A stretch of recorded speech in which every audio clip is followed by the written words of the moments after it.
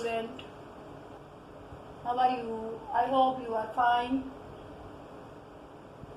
You are watching this video on HD Online Education.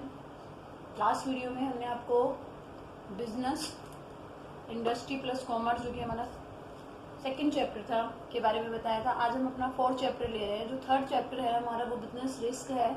Easy सा chapter है, 2 page का है। अगर आपके पास बुक अवेलेबल है तो उसे कर लीजिए, अदरवाइज हम उसे कभी और ले लेंगे। तो लास्ट वीडियो जो हमारी थी बिजनेस एक्टिविटीज़ के बारे में, हमने उसमें आपको बताया था बिजनेस क्या है, इंडस्ट्री प्लस कॉमर्स। बिजनेस क्या है, इंडस्ट्री प्लस कॉमर्स। इंडस्ट्री वो जगह है जहाँ पर चीज़ों को मैन्युफैक्चर किया जाता है। कॉमर्स क्या है, कॉमर्स में trade plus aids of trade को हमने इंक्लूड किया था। अगर वो आप वीडियो आपने देखी है, अगर नहीं देखी है तो उस वीडियो को देखिएगा। आज हमारा जो टॉपिक है वो इस इक्वेशन से नेक्स्ट शुरू होता है कि बिजनेस जो हमने बताया था व्यवसाय, व्यावसायिक क्रियाएं, उससे आगे form of business organisation. Business organisation यानी व्यवसायिक संगठनों का के प्रारूप, व्यवसायिक बिजनेस जो है हम कितने रूप में हम कर सकते हैं। उसका आज एक टॉपिक हम करेंगे सोलो प्रोप्राइटरशिप, जैसे कि हिंदी में हमने लिखा है आपके लिए एकल स्वामित्व या इसे एकाकी व्यापार के नाम से भी जाना जाता है। आप अपने चारों तरफ जो भी बिजनेस लोग कर रहे हैं, अगर उन बिजनेस फॉर्म्स को, बिजनेस के फॉर्म्स को यानी स्वरूप को अगर ध्यान से देखेंगे तो आप पाएंगे कि कुछ बिजनेस सरकारी है, जैसे सरकारी बैंक है, प्राइवेट बैंक होता है, जैसे सरकारी स्कूल है, प्राइवेट स्कूल है, और फिर ट्रस्ट के स्कूल जो भी होते हैं जहाँ प्राइवेट सेक्टर और पब्लिक सेक्टर दोनों मिलकर करते हैं। तो ऐसे ही बिजनेस के जितने भी प्रारूप है हमारे सामने, ये भी प्राइवेट सेक्टर में, पब्लिक सेक्टर में और ज्वाइंट सेक्टर में के रूप में हमें देखने में मिल जाते हैं। जब हम फॉर्म वर्ड की बात करते हैं, स्वरूप वर्ड की बात करते हैं, तो स्वरूप का मतलब बिजनेस में या इंडिकेट करता है फॉर्म्स ओनरशिप को। किसको इंडिकेट करता है? ओनरशिप को, यानी उस बिजनेस पर किसका स्वामित्व है। क्लियर? और स्वामित्व जो है ये एक अपने आप में क्या है, एक लीगल कॉन्सेप्ट है।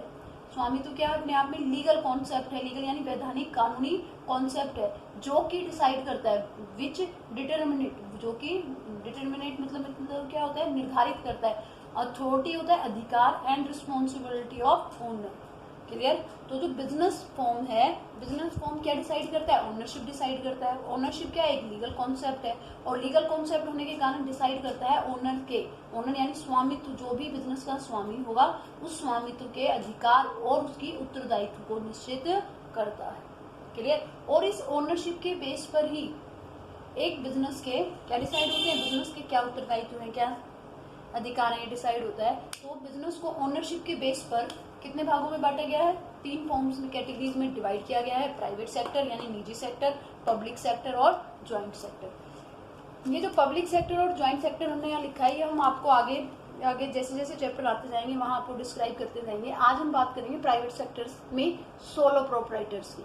फिर प्राइवेट सेक्टर को इन्होंने 2 भागों कैटेगरीज में बांटा है, नॉन इनकॉर्पोरेट, नॉन इनकॉर्पोरेट और इनकॉर्पोरेट। नॉन इनकॉर्पोरेट मीन्स होगा गैर पंजीकृत, इनकॉर्पोरेट निगमित, गैर निगमित भी कह सकते हैं आप, ये निगमित। गैर निगमित के में वो बिजनेस के फॉर्म को हम शामिल करेंगे जिनके लिए किसी भी प्रकार की रजिस्ट्रेशन की हमें नीड नहीं रहती है, या कहें हम बहुत ज्यादा लीगल फॉर्मेलिटीज को यहाँ हमें पूरा नहीं करना पड़ता है।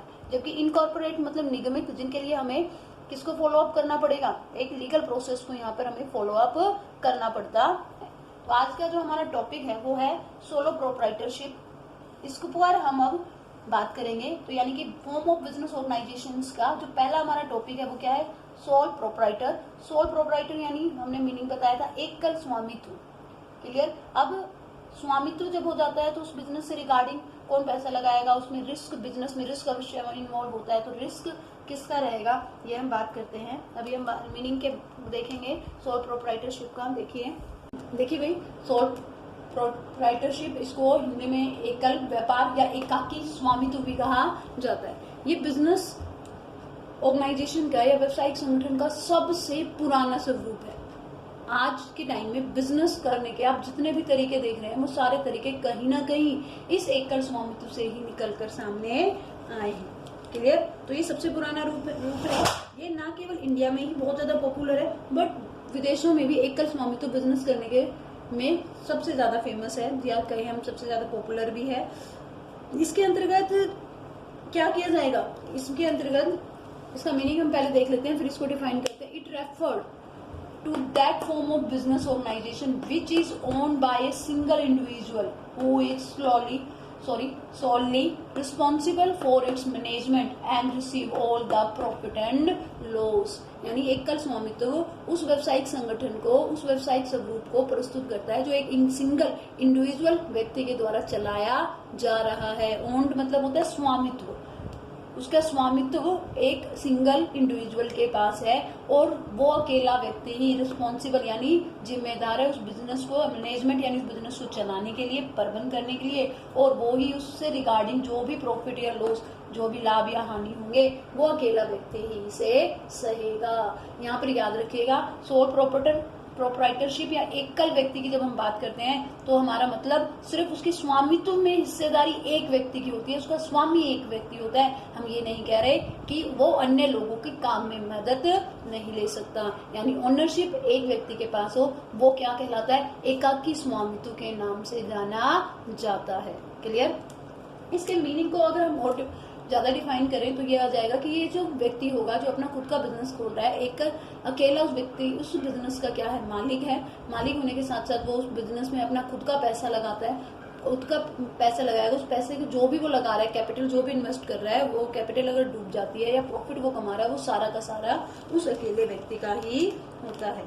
Such a businessman is called soul trader. जो व्यक्ति ये काम कर रहा है उसे सोल ट्रेडर यानी एकाकी व्यापारी के नाम से जाने जाते हैं। और अ ट्रेड इज नोन, और वो जो व्यापार कर रहा है वो सोल ट्रेड के नाम से, एकल स्वामित्व यानी व्यापार के नाम से जाना जाएगा। क्लियर। आगे देखिए, अगर हम आगे बात करें तो फीचर ऑफ सोल ट्रेड यानी सोल ट्रेड की फीचर्स क्या क्या हो जाएंगी, या सोल प्रोप्राइटर वर्ड भी हम यहाँ यूज कर सकते हैं। First one is individual ownership. हम यहाँ पहले ही आपको क्लियर कर चुके हैं। ये जो है सोल ट्रेड की फर्स्ट फीचर्स है जिसमें कहा गया है कि एक अकेला व्यक्ति ही ओनरशिप मतलब उस व्यवसाय का जो वो चला रहा है उसका स्वामित्व होना चाहिए। Which mean there is a sole owner of the all the asset और रिसोर्स ऑफ बिजनेस, यानी उस बिजनेस के रिगार्डिंग जो भी एसेट है, जो भी संपत्ति है, वो सारी की सारी उस अकेले व्यक्ति की होनी चाहिए। नंबर 2, सोल मैनेजमेंट यानी कि अकेला प्रबंध करता है वो। In the solo trade the owner perform the function of management. वो सारे फंक्शन वो क्या कर रहा है, खुद कर रहा है। लेकिन यहाँ पर ध्यान रखने चाहिए कि अगर जैसे जैसे उसका बिजनेस बढ़ता चला जाता है तो वो उस बढ़े हुए बिजनेस के काम भी ज्यादा बढ़ जाएगा। तो उस बढ़े हुए काम को पूरा करने के लिए एम्प्लॉय तो अपॉइंट कर सकता है, कर्मचारियों को अपने साथ जोड़ सकता है, लेकिन वो कर्मचारियों को वो सैलरी देगा, रोजगार पर रखेगा। ओनरशिप में यानी स्वामित्व में उसका उन लोगों का कोई रोल नहीं होगा। बिजनेस के रिगार्डिंग सारे डिसीजन तो उसे लेने होंगे। जो एम्प्लॉय को अपॉइंट करता है वो एम्प्लॉय उसके काम में सिर्फ हेल्प कर सकते हैं या उसके बताए गए रास्ते पर वो चल सकते हैं। नंबर 3, अनलिमिटेड लाइबिलिटी, असीमित दायित्व जिसे हिंदी में कहा जाता है। अब ये जो वर्ड है +1 कॉमर्स में आपके लिए यहाँ फर्स्ट टाइम आया है तो इस वर्ड पर आपको ध्यान देना बहुत जरूरी है। अनलिमिटेड लाइबिलिटी मतलब असीमित दायित्व। असीमित दायित्व किस चीज को डिफाइन करता है, देखिए सोलो प्रोप्राइटरशिप में जब एक व्यक्ति अपना खुद का बिजनेस कर रहा है और अगर वो बिजनेस कर रहा है, फॉर एग्जाम्पल अगर वो 5 लाख रुपए लगाकर अपना बिजनेस शुरू कर रहा है, अगर वो 5 लाख रुपए बिजनेस लगाकर शुरू कर रहा है और अगर उसका वो पूरा का पूरा 5 लाख थोड़ी देर के लिए अर्ज्यूम करते हैं उसका बिजनेस किसी भी प्रकार रन नहीं कर पाया, आने वाले 1-2 साल बाद उसे लॉस हो गया, लॉस हुआ 6 लाख रुपए का या ज्यादा लाख रुपए का, तो वो उस लॉस की भरपाई करने के लिए जब बिजनेसमैन की प्राइवेट प्रॉपर्टी को यूज किया जाता है, यानी अब उसका घर बेचकर पैसे को ऋणी का पैसा चुकाया जाएगा या जिसका भी बैंक से उसने जो लोन वगैरह लिया है उसके घर की प्राइवेट प्रॉपर्टी, उसका बैंक, उसकी गाड़ी बेचकर जब वो पैसे को कवर अप किया जाता है तो वो उसे अनलिमिटेड लायबिलिटी के नाम से जाना जाता है। यानी कि ये जो फीचर है सोलो प्रोप्राइटरशिप का, ये इंडिकेट करता है कि business in solo trade business और बिजनेसमैन दोनों अलग अलग नहीं है, वो दोनों साथ साथ चलते हैं। यानी बिजनेस की जो प्रॉपर्टी है वो बिजनेसमैन की है, क्लियर, और बिजनेसमैन की जो प्रॉपर्टी है वो बिजनेस के लॉसेस को कवर अप करने के लिए हम पूरा कर सकते हैं। साधारण शब्दों में कहें तो अगर लॉस हो जाएगा तो बिजनेसमैन की प्राइवेट प्रॉपर्टी को उस लॉस को कवर अप करने के लिए जब यूज किया जाता है, इसे बिजनेस लैंग्वेज में अनलिमिटेड लायबिलिटी के नाम से जाना जाता है। क्लियर। आगे देखिए, freedom in selection of business, या इसके अंतर्गत बिजनेस इन सोलो ट्रेड में एक व्यापारी जब करने की सोचता है अपना खुद का बिजनेस, तो वो कोई भी बिजनेस लाइनअप अपने लिए चूज कर सकता है, किसी भी चीज को, वो उसके लिए कोई भी लिमिटेशन नहीं है, जो वो अपनी पसंद के अनुसार कोई भी बिजनेस चुन लेता है। Sole trade can select any trade as part he will. The selection of trade from among the many other form can be made the suggestion of many people. वो अपने आसपास के लोगों से सलाह मशवरा कर जो उसे सूट करे वो चुन सकता है। नंबर 5 सीक्रेसी, यानी गोपनीयता, हिंदी में इसे हम गोपनीयता के नाम से जानते हैं। There is another speciality of a solo trade which is not found any other form of business organisation. ये जो विशेषता है गोपनीयता की, ये सिर्फ और सिर्फ सोलो ट्रेड में ही पाई जाती है, अन्य में नहीं पाई जाती, क्योंकि इसके रिगार्डिंग, बिजनेस से रिगार्डिंग सारी इन्फॉर्मेशन उसके मालिक यानी जो ओनर है उसी के पास रहती है, उसे किसी को भी दिखाने की जरूरत नहीं रहती है। तो उसके पास कितना लोन है, कितना बिजनेस उसका चल रहा है, क्या उसका सीक्रेट है, क्या उसकी गुप्त बातें हैं, गोपनीय राज है, वो किसी को दिखाने के लिए लायबल नहीं होता है। तो उसके जो बिजनेस का जो राज बने रह सकते हैं और लंबे टाइम तक वो इस सीक्रेसी के साथ अपने बिजनेस को चला सकता है। No separate legal entity of business, इस विशेषता को हम यहाँ पर भी आपको डिफाइन कर चुके हैं कि सोलो ट्रेड में जब आप करते हैं, सोलो प्रोप्राइटर में, एकल स्वामित्व में या एकल व्यापार में जो बिजनेस आप कर रहे हैं, वो बिजनेस और उसका मालिक दोनों अलग अलग नहीं है। बिजनेस का अलग से कोई अस्तित्व नहीं है। बिजनेस का अस्तित्व किसके साथ है? मालिक के साथ है। अगर बिजनेस यहाँ पर जो लोन लिया गया है बिजनेस ने, ये माना जाता है कि किसने लिया है?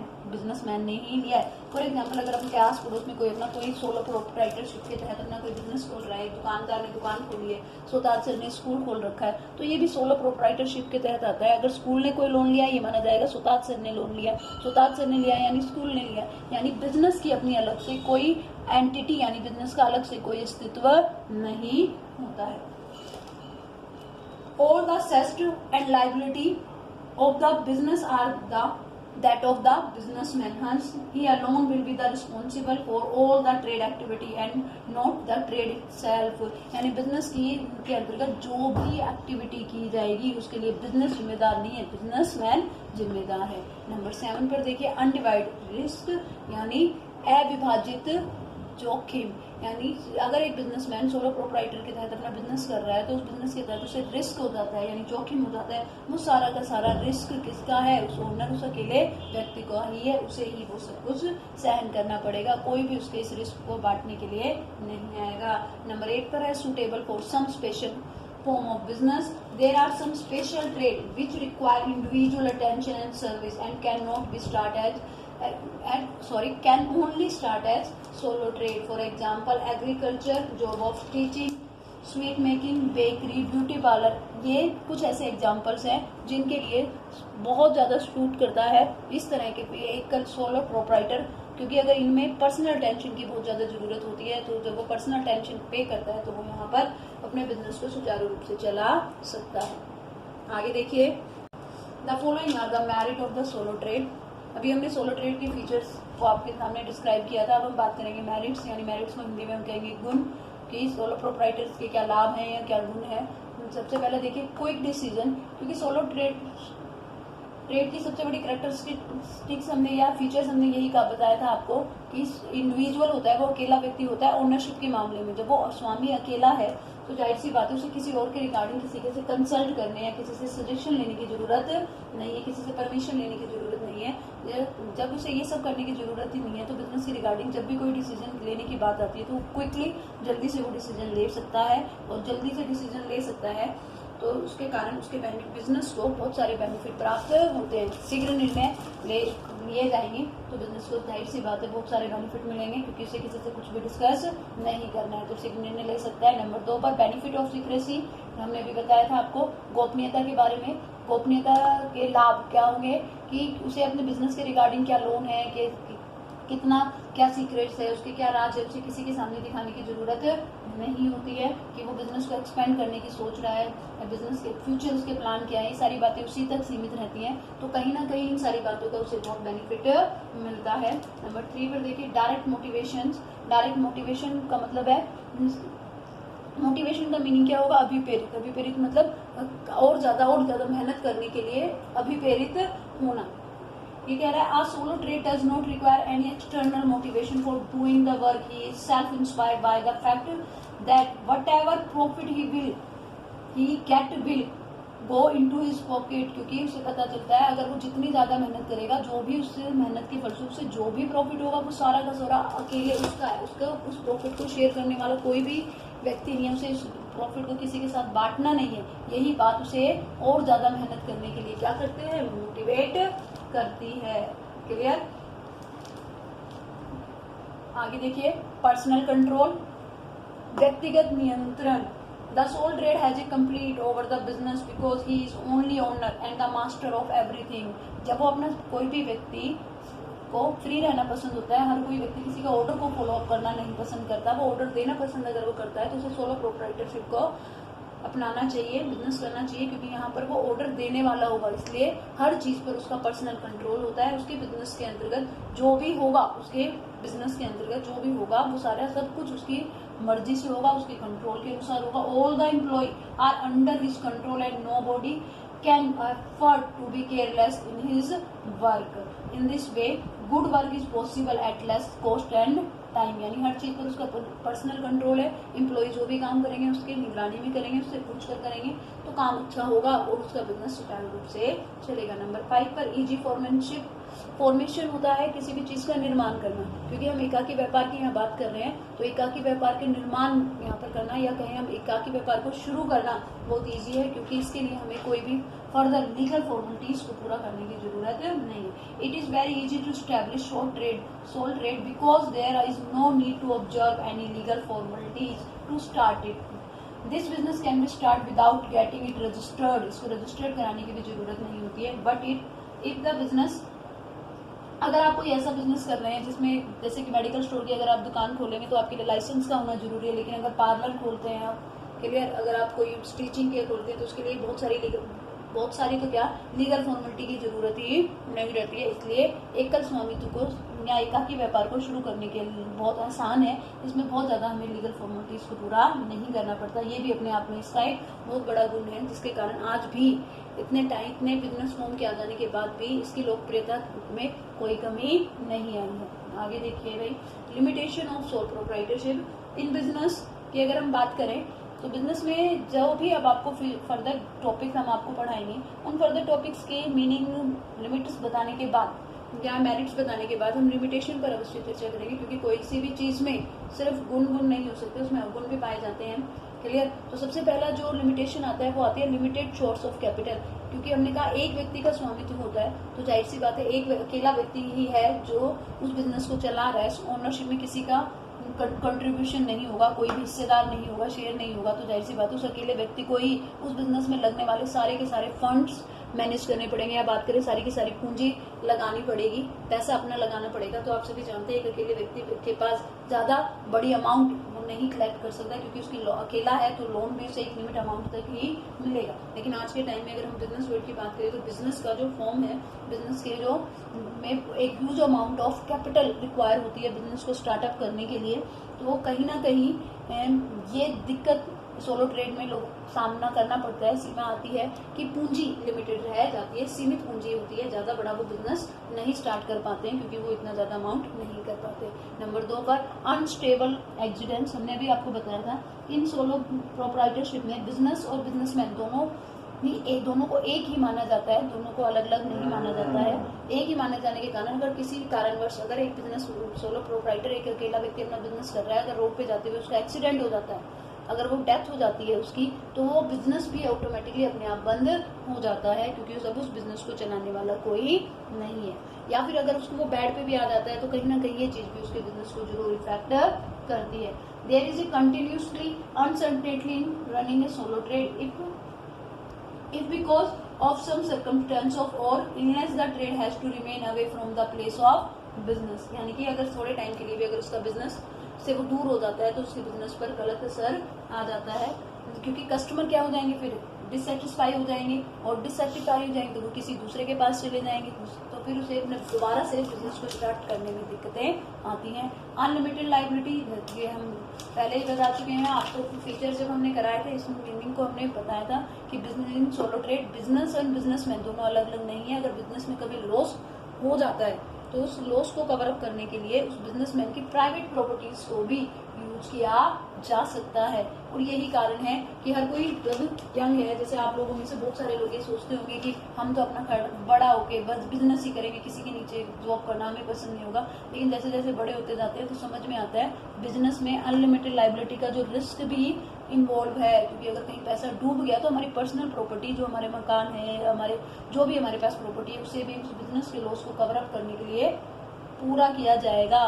क्लियर? तो ऐसे में दायित्व है जो लोगों को पुश बैक करता है, पीछे की तरफ खींचता है अपना बिजनेस स्टार्ट ना करने के लिए। अनबैलेंस मैनेजमेंट यानी असंतुलित निर्णय। सोलो प्रोप्राइटरशिप में अगर आप देखेंगे तो बिजनेस से रिगार्डिंग, चाहे वो डिसीजन फाइनेंस से रिलेटेड हो, प्रोडक्शन से रिलेटेड डिसीजन हो, ट्रांसपोर्टेशन से रिलेटेड हो, एडवर्टाइजमेंट से रिलेटेड, यानी सभी बिजनेस के सभी डिपार्टमेंट के निर्णय उस अकेले एक व्यक्ति को लेने होते हैं। अब एक अकेला व्यक्ति तो हर चीज में तो परफेक्ट नहीं हो सकता, हर चीज का तो मास्टर नहीं हो सकता, हर चीज में तो स्पेशलिस्ट नहीं हो सकता वो कैसे वो हर डिपार्टमेंट से रिलेटेड वो डिसीजन लेगा। कई बार जब उसके पास काम बहुत ज्यादा हो जाता है और हर काम उसी की मर्जी से होगा, उसी की सलाह से होगा या उसी की गाइडलाइंस में होगा या वो बताएगा जैसे ही होगा, तो वो कई बार सही निर्णय नहीं ले पाता है, क्योंकि परचेज सेल्स डिपार्टमेंट्स में वो हर चीज में वो ट्रेन नहीं है, जिसके कारण कई बार वो गलत निर्णय ले लेता है। इसलिए ये असंतुलित निर्णय जैसे जैसे बिजनेस बढ़ने लगता है तो वो कई बार